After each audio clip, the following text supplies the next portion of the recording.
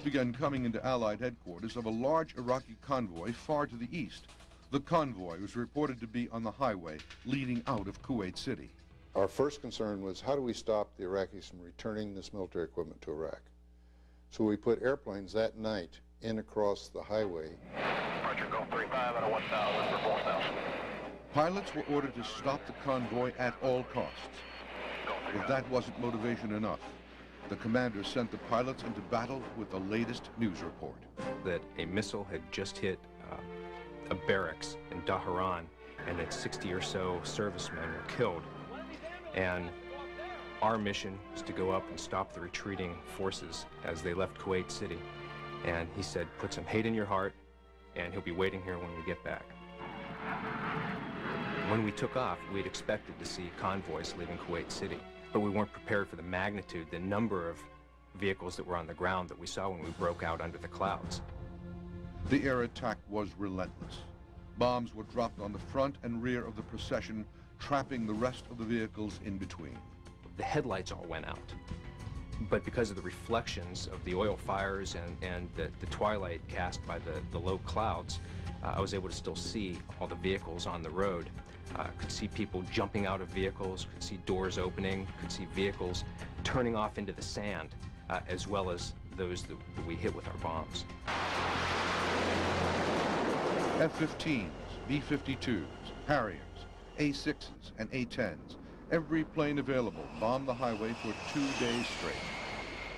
When the pilots came on scene, there were literally thousands upon thousands of vehicles stalled, empty, jammed in this giant. And they turned it into a trash heap. Pilots called the 3-mile-long stretch of charred bodies and vehicles the highway of death. Initial reports were of tremendous carnage, thousands dead. And it is 3 miles of the most amazing vehicular carnage you can imagine. The Iraqi army didn't make a retreat at all. It was a headlong, panicky flight into disaster. I don't know what the casualty count was there. We never got one, but I would say virtually every Iraq that was in that convoy was killed. Newspapers called it a turkey shoot. Some even wondered if it was a violation of the Geneva Convention, which forbids killing an enemy clearly trying to surrender. This was an armed retreat, and when we were bombing, we were receiving constant fire. All types of anti-aircraft artillery, machine guns, and missiles were being shot at us the entire time. This was an armed retreat, not a turkey shoot. There's no doubt about it. There's a lot of destruction and death. But that's war, and that's what people have to understand.